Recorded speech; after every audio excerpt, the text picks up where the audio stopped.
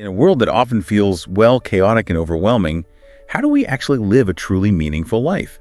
Could ancient wisdom, maybe even from a philosopher most of us just know for a triangle theorem, hold some surprising answers for today? Welcome to the Deep Dive, where we aim to cut through the noise and get you well-informed fast. Today, we're taking a journey into a really remarkable set of sources. Excerpts from a lecture by Lúcia Helena Galvão. It's called Os Versos de Ouro de Pythagoras, the Golden Verses of Pythagoras. And specifically, we're looking at the second part of a 3-class series she gave, really diving deep into this fascinating figure. Yeah, and our mission here is to pull out the crucial insights from Pythagoras's, profound moral code. We're going to try and unpack his 72 rules of life, and see how they might offer us a kind of shortcut to self-mastery, to living with real intention. This isn't just some dusty history lesson. It's potentially a living guide for navigating our lives right now. Okay, so let's set the scene a bit. Pythagoras. He probably lived around the 6th century BC. He's famous, of course, for his philosophical school down in Crotona, Magna Graecia, that's southern Italy. It was called the Museum, dedicated to Apollo and the Muses. And many actually credit him with coining the words philosophy and mathematics. He was clearly deeply devoted to music and numbers. But what's really foundational, and maybe surprising for some, is that his number one demand for his students, it was strict moral conduct. He genuinely believed you couldn't give knowledge to someone without a solid moral base. Why was that? What was the thinking there? Well, he saw it quite starkly. Knowledge in the wrong hands, without that moral compass, could actually be used against humanity. And if you contrast that with, say, parts of modern society where information is everywhere, but maybe less emphasis on the moral readiness to handle it, you can kind of see his point about the potential damage from, as the source puts it, very well-prepared hands that just lack that moral support. His school was set up to avoid exactly that. Wow. And there's a pretty dramatic story behind these verses too, isn't there? Oh, absolutely. His school was actually criminally burned down, apparently by a student who failed or was rejected. That's terrible. Yeah. Tragically, most of the members died in the fire. But one disciple, a man named Lysis, he survived. He later settled in Metaponto and managed to transcribe these 72 maxims completely from memory. From memory, after all that trauma. Incredible, isn't it? Now, they were formally written down much later, maybe 4th or 5th century AD. But they're still widely considered probably authentic because Lysis recorded them relatively soon after the school's destruction. That gives them a certain weight, doesn't it? Immense moral weight. It's that Pythagoras himself swore by this code. He called them the top of the top rules for life. And the key thing is, this wasn't just stuff to read in a book. The idea was to memorize them, integrate them, to fundamentally change how you live, not just what you know. Okay, let's dive into some of these verses then. We could start with precept 25. It says, "Fulfill faithfully on all occasions what I now tell you." That sounds straightforward, but when you talk about really consistent action, what's the secret, according to Pythagoras? Right, it sounds simple, but the source suggests the key is in 2 virtues working together: perseverance and constancy. Perseverance is, always doing it, taking the action consistently. But constancy, and this is often missed, is always remembering why you're doing it, keeping the purpose in mind. Okay. So one without the other isn't enough. Exactly. The danger is perseverance without constancy just becomes, automatic pilot. You're just going through the motions, no heart in it. And constancy without perseverance, that's just good intentions that never actually happen, like keeping a car perfectly tuned but never driving it anywhere. That makes sense. It's not just about the engine running, but also having the map and the destination clear. Precisely. You need both the fuel and the direction. And think about any deep moral code, like the Buddha's Noble Eightfold Path. Doing it for a minute. Easy. The real challenge, the source emphasizes, is sustaining it over time. Pythagoras warns strongly against discontinuity and oscillation, that back and forth, because it just cancels out any real effectiveness. Right. That really clarifies the difference. Okay. Moving on. Precept 26 hits on something very relevant today. Do not let anyone with words or actions force you to do or say what is not best for you. We hear so often that we're products of our environment. This seems to push back hard against that. It absolutely does. If you look back at, say, 19th or early 20th century thinking determinism, naturalism, there was this strong idea that man was a product of the environment. Our actions were basically dictated by outside forces. But the classical tradition, including Pythagoras, championed the opposite. Man is a product of himself. You build your character, your identity from the inside out. You have the capacity to be absolutely unique regardless of your surroundings. History, when you look at it, wasn't really shaped by masses just reacting, was it? It was driven by individuals who actively broke with inertia. So when we justify our actions by saying, oh, it was my upbringing, or I just did it because everyone else was, or I wanted to fit in, that actually stops us from building a true identity. That's exactly the implication. Think about the analogy the source uses. If a dog barks at you in the street, you don't get down on all fours and bark back, right? No, hopefully not. Right. You're human.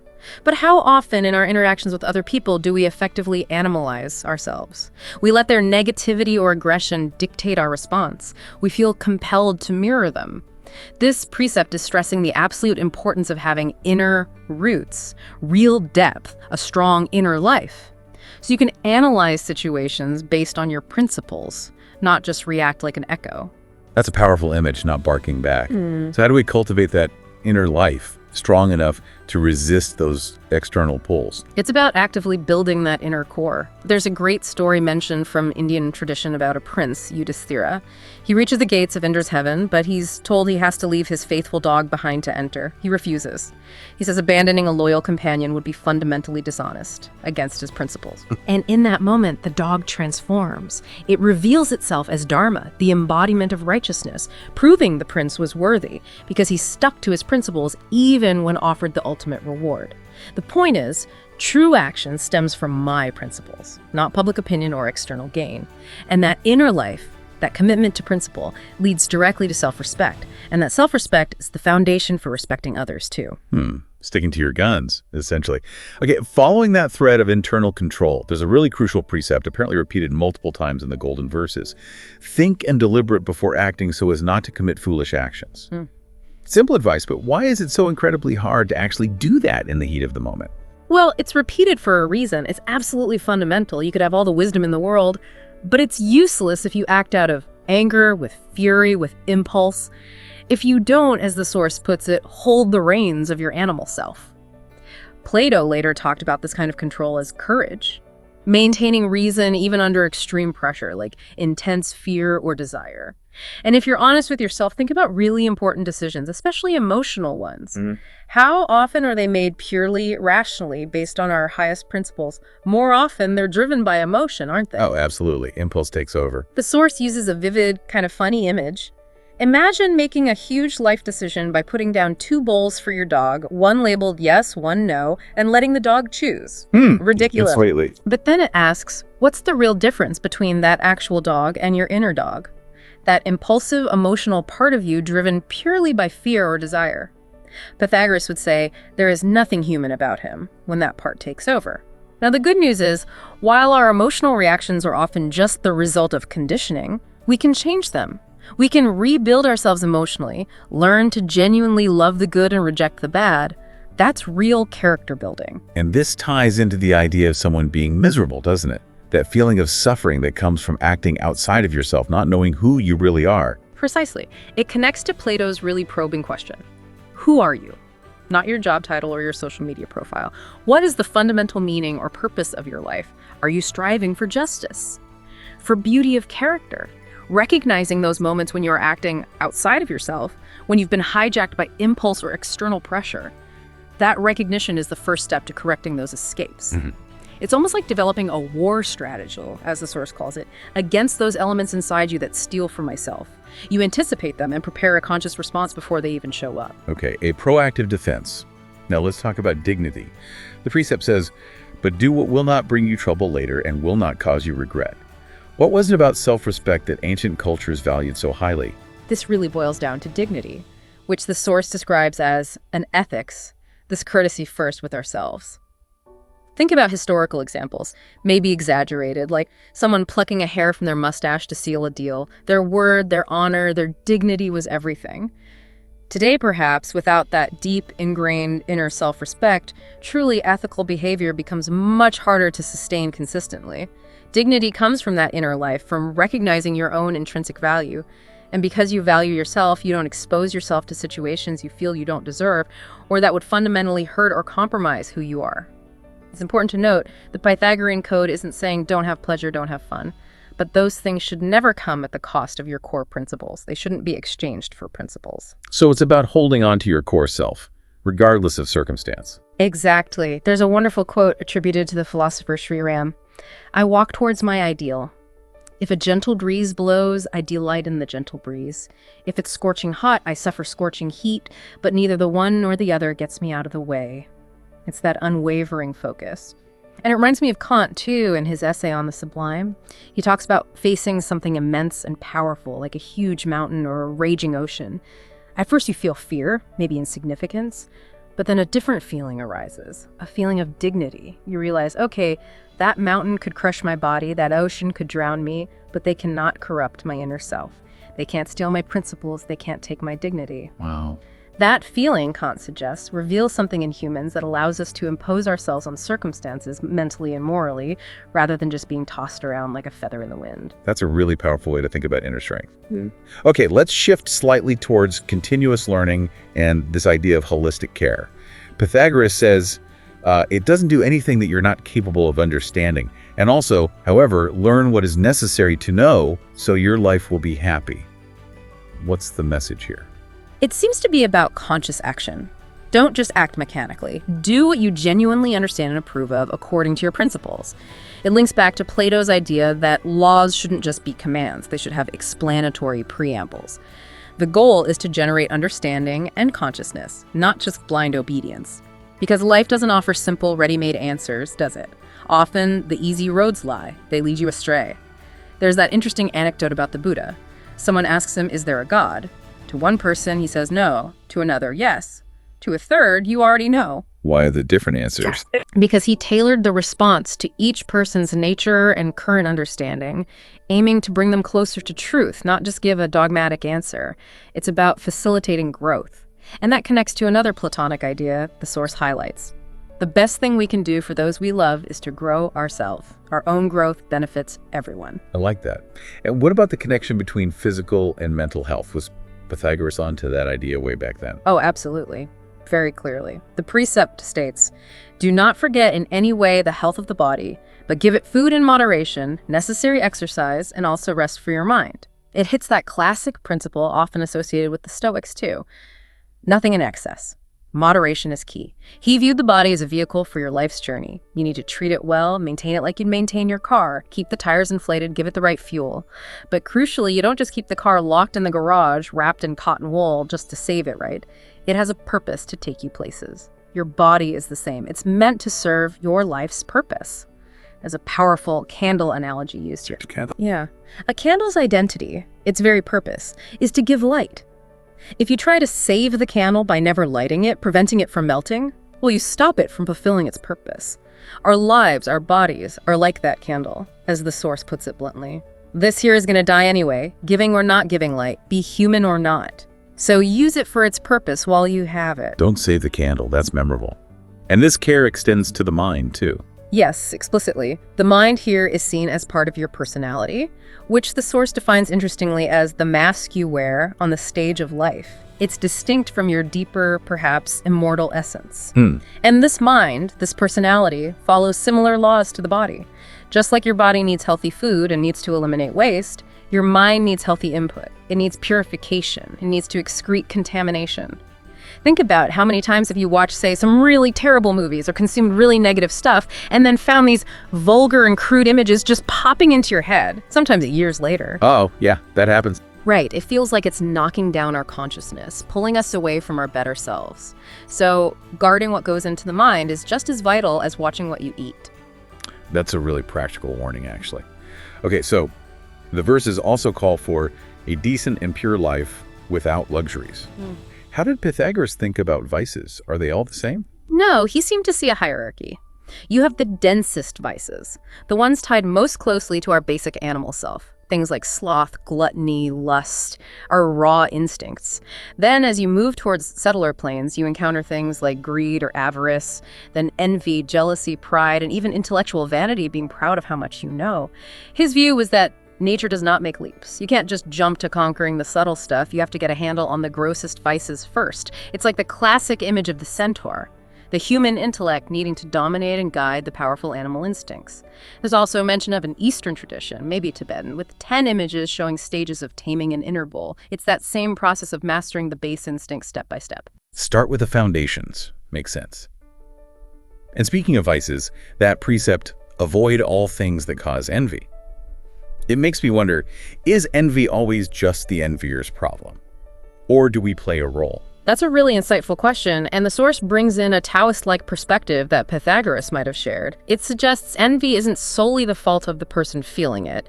It also relates to how you present or maybe brag about your success. How so? Well, if you flaunt your success with vanity and selfishness, kind of rubbing it in, making it seem like it's only for your benefit, maybe even implies others are lesser for not having it, that naturally hurts people. It breeds resentment. But contrast that with sharing your success selflessly, maybe using it to inspire others, to contribute, to show what's possible. In that case, people might feel benefited or uplifted by your success, not diminished. The idea is that in this dual world we live in, things are rarely 100% one person's fault or responsibility. It's often a dynamic between people. That's a challenging thought, our role in provoking envy. Okay, finally, let's get to one of the most practical tools mentioned, something really emphasized in the verses. When you lie down, never let sleep come close to your tired eyes until you review with your higher consciousness all your actions of the day. And then you ask yourself specific questions. What did I do wrong? What did I do right? What duty did I not fulfill? And you need to recriminate yourself for your mistakes and rejoice in your successes. This sounds much more intense than just keeping a diary. Oh, much more. It's a core daily recommendation. Think of it as a journal, yes, but definitely not some angsty teenage diary. It's described almost like a simple mathematical Cartesian equation. You look at your day and ask, did my actions today move me closer to my ideal self? Did I just tread water, or did I actually move further away? And crucially, why? What were the motivations? This practice is designed to help you correct yourself the next day by shining a light on those hidden motivations that rob us of ourselves. It mentions Carl Jung did something similar with his time planning. He'd actually anticipate how his own inner weaknesses or defects might react in certain situations and plan his response in advance, planning based on being, on who he wanted to be. So it's about self-knowledge leading to self-mastery. Exactly. It connects directly to profound ideas from strategy and spirituality. Think of Sun Tzu's Art of War. The true warrior does not fight. He is so victorious over himself that the external war never calms down, meaning the outer struggles diminish when the inner one is won. Or the Buddhist Dhammapada. Greater than he who defeats 1,000 men in battle is he who defeats himself. The real battle itself is within us. Win that internal battle, the philosophy suggests, and everything external becomes much easier to handle. It's like that saying, seek first his kingdom. Everything else will be given in addition. This daily review builds the awareness needed for that inner kingdom. It acts like an alarm, the source says. Once you get into the habit, it's like having an owl sitting on your shoulder all day, giving you that nudge, that awareness, right before you might violate one of your principles. Owl on the shoulder, I like that. So it's not about beating yourself up, but about cultivating that constant, gentle awareness to help you stay on track. But I can already hear people thinking, I'm way too tired at night for all that. Right. That's the most common excuse, isn't it? I'm too tired. But the source uses the chocolate cake rule. The chocolate cake rule. Yeah. People always find time and energy for the things they truly prioritize, like that delicious piece of chocolate cake waiting in the fridge, no matter how tired they claim to be. The key is to reframe this journal. It's not another chore. It's supposed to become a valuable meeting point with your own inner life. You have to learn to savor it, to see its benefit. It's the tool that helps you deal with the traps of the mind, especially self-deception. It reveals your own subterfuges, all the clever little excuses and rationalizations you tell yourself. That requires real honesty. It does. And related to that, there's warning. Don't confuse your emotional impulses with genuine intuition. True intuition in this philosophical context is seen as something more spiritual. It should align with your principles and push me up, not down. It gives a funny example of Platonic sloth, how laziness can dress itself up in fancy, philosophical-sounding justifications to avoid making an effort. Oh, it's more enlightened to rest. I think I've used that one. We all have. The acid test is, does this intuition or justification go against your core principles? If yes, it's probably not intuition. It's likely an impulse or an excuse. So the real purpose of this journal isn't about recording gossip or trivial stuff you want to keep private. It's about consciously bringing the self onto the scene of life. It's about mapping your own path, seeing your progress, understanding your own unique journey. And it's vital to value the small successes along the way, like watching a child learn to walk use. You celebrate each step. You tell yourself, hey, I'm getting better at this. There's a quote mentioned from Professor Jorge Angel of Raga. Consider your personality as your first disciple. You have to guide it, train it, and encourage it patiently. Treat yourself like a student you care about. Okay, that leads us towards the more, perhaps, spiritual side of the precepts. Things like never start a task without first asking for the blessing and help of the gods. And also, fully practice all of these recommendations. Meditate well on them. You must love them with all your heart. This feels like it goes beyond just a moral checklist. It does. It's about infusing life with meaning. The source references Mircea Eliade, who said, "The sacred is the function of giving meaning." It's about organizing your life around a central, elevating principle or purpose. Practically, this could mean, before starting something important, consciously bringing to mind a virtuous image, maybe a figure you deeply respect, or a core principle like justice or truth, and acting on their behalf, so to speak. It elevates the action, makes it feel like an offering. It mentions the Sufi practice of dhikr, a kind of perpetual mental prayer or remembrance, used to maintain focus and a high quality of intention in everything you do. It's about setting the right conscious backdrop for your actions. Giving it a higher purpose. Exactly. And then we get to that incredibly solemn oath Pythagoras apparently used. "I swear by the one who transmitted the holy quaternary to our souls." Who is the one? It refers to that source of nature whose evolution is eternal. He's pointing towards the divine spark, the immortal essence within us, often symbolized by a triangle in Pythagorean thought. This essence is reflected imperfectly in our material existence, our personality, maybe symbolized by a square or the cross of matter. The whole point of the ethical work is to correct our actions, our personality, so it looks more and more like that perfect inner blueprint. Symbolically, when the spiritual triangle pointing up and the material triangle pointing down come into harmony, you get the six-pointed star, the Star of David, or Seal of Solomon. It represents spirit and matter embrace. That harmony is the path of eternal evolution. So if we actually manage to live by these principles, make them habitual, what's the ultimate result Pythagoras suggests? The verse says, "When you make a habit of all this, you will know the nature of gods and immortal men." Now, what does that mean? It doesn't necessarily mean you become a god overnight. It means that through consistent habitual practice, these principles stop being external rules from a book. They become yours. They become your automatic, ingrained response to life.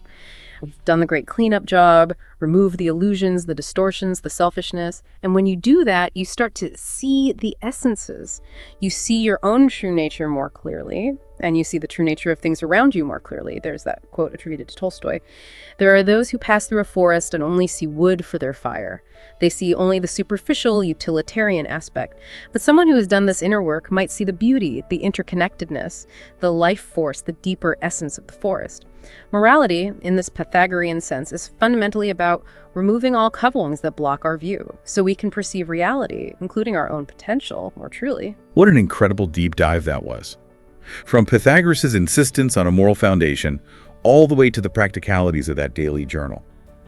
It seems this ancient wisdom really aimed to build inner strength, dignity, and a connection to our truest selves.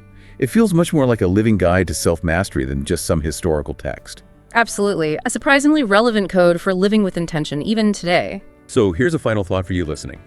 If this wisdom from Pythagoras, transcribed purely from memory after a catastrophe, has endured for millennia to potentially guide us, what hidden, unwritten rules might you already carry inside yourself?